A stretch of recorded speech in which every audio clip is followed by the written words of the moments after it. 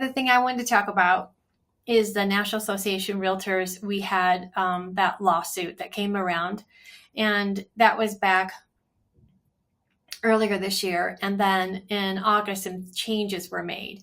And honestly, in the state of Colorado, my girlfriend sells in Illinois. They've never had a buyer's agency. We've always had one.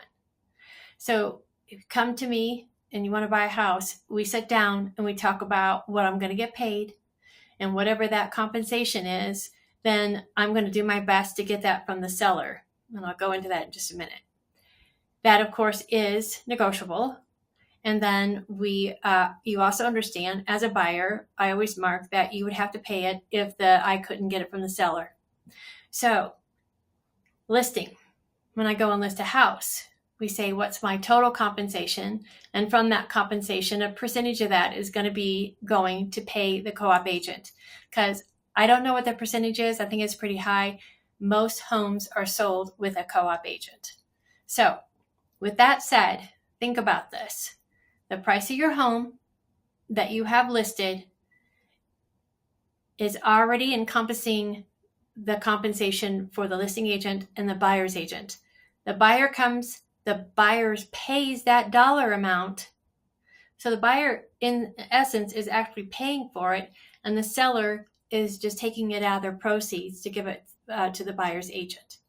So that whole situation in Missouri with this settlement, the plaintiff, his name was Spitzer, was his last name, said he had no idea that he could negotiate.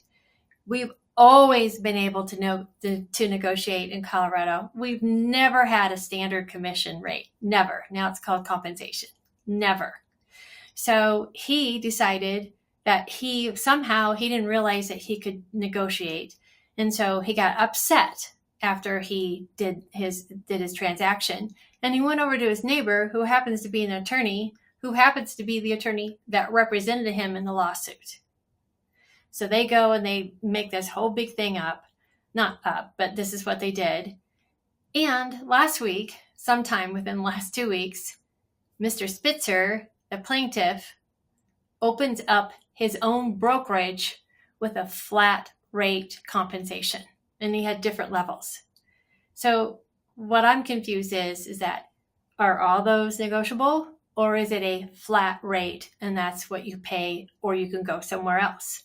So I'm not really sure what happened there, but this is what I know. In Colorado, we're still doing business as we have been. It's always been negotiable. It is negotiable. And if a seller thinks that they don't have to pay a buyer's agent, then stop and think, when you go out, seller, to buy a house, can you afford the down payment and pay your buyer's broker out of your own pocket? So people need to buy, people need to sell houses, and that's what we're here for. We're here to help you get through that, because it can be a real maze sometimes, but we do manage to get you through. So call me if you have any questions. Would love to hear from you, and hope you have a great fall.